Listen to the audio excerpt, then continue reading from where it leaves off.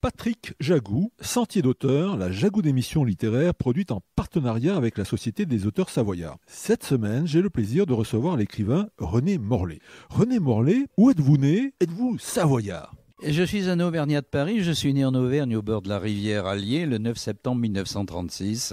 Mais j'ai vécu en Haute-Savoie à Morzine pendant un an, j'étais professeur de lettres à l'école Pascal. Et j'ai découvert un pays qui est très très beau, et avec un grand ciel bleu l'hiver, avec plein de neige, des forêts merveilleuses l'été, des alpages immenses où se perdre, tout en rêvant sous la voûte des dieux, la voûte du ciel. C'est un dialogue avec les dieux.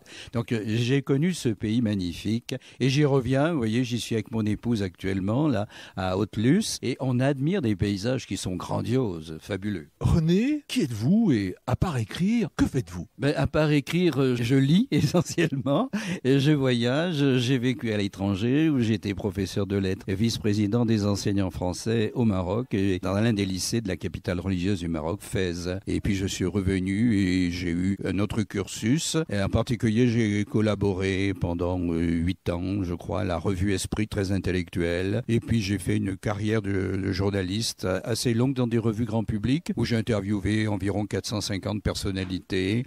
Et j'ai également fait de vastes reportages, une quarantaine à peu près, dont la plupart ont été publiés avec une orientation spiritualiste. Donc je peux dire que tout le temps, tout au long de ma vie, j'ai écrit. René, dans quelles circonstances avez-vous commencé à écrire? Patrick, j'ai commencé à écrire quand j'étais un petit enfant de 5 ou 6 ans, parce que je ne savais pas écrire beaucoup de mots. Alors je dessinais des personnages. Le premier personnage, c'était ma grand-mère, et comme elle était auvergnate, bien que était en très très loin d'être dans le besoin, elle était habillée avec de vieux vêtements, très souvent raccommodés. Alors je faisais des dessins qui étaient humoristiques, et puis j'écrivais quelques mots de français. Ensuite, j'ai écrit de plus en plus, et puis j'ai supprimé les bandes dessinées. Par contre, quand j'ai eu le plaisir d'interviewer des grands dessinateurs de bandes dessinées, comme Mébius, par exemple, qui a écrit le Lieutenant Blueberry et d'autres, à ce moment-là, j'ai pu glisser quelques dessins de ces grands dessinateurs dans mes poèmes, dans mon ouvrage de poèmes. J'ai réussi à publier une bonne demi-douzaine d'ouvrages. Donc, on peut dire que j'ai toujours écrit. J'ai continué d'écrire dans de toutes sortes de revues, souvent sous des pseudonymes. Donc vous avez publié une demi-douzaine d'ouvrages, je comprends que vous en avez écrit beaucoup plus. À votre avis, quel est votre meilleur livre? Celui qui contient le concentré du jus de votre citrouille. Alors parmi ceux qui ont été publiés, donc, il faudrait choisir le dernier paru chez l'Harmattan, Le bouddhisme tibétain et ses grands maîtres réincarnés.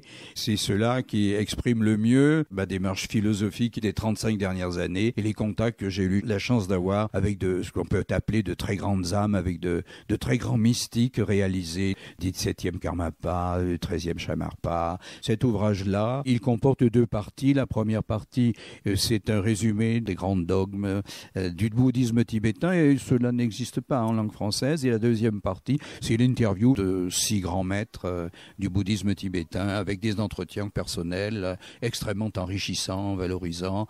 Ils ont donné leurs avis sur les grandes questions que nous nous posons, aussi bien la démocratie que l'égalité des hommes et des femmes, que l'homosexualité, tout ce qui nous concerne actuellement. On parle même de l'avortement, avec la plus grande franchise.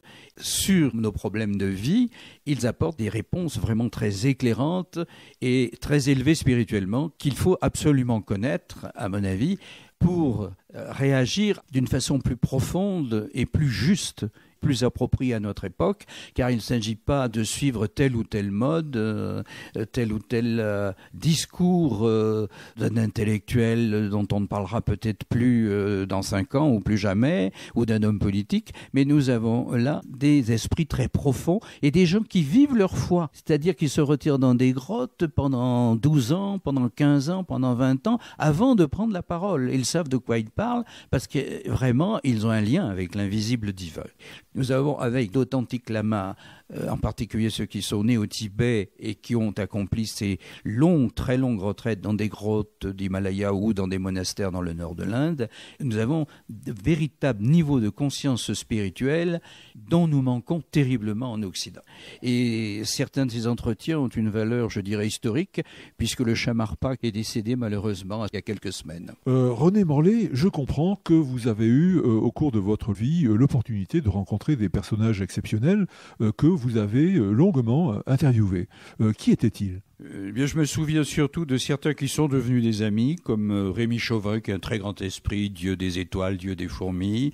C'est un personnage qui est à la fois un scientifique international et un philosophe, et un écrivain très clair, très remarquable. Le professeur Rocard, le père de Michel Rocard, qui fut Premier ministre, et qui s'intéressait justement à des phénomènes comme la radiesthésie, le magnétisme, à la fin de sa vie, et de moins en moins, il faut bien le dire, à la politique. J'étais assez ami, et mon épouse également, avec Henri Dutilleux, qui nous a reçus très souvent à Saint-Louis-en-l'Île, dans son très bel appartement, et qui était un homme à la fois très grand compositeur, connu au niveau international, appelé aussi bien à Tokyo qu'aux États-Unis.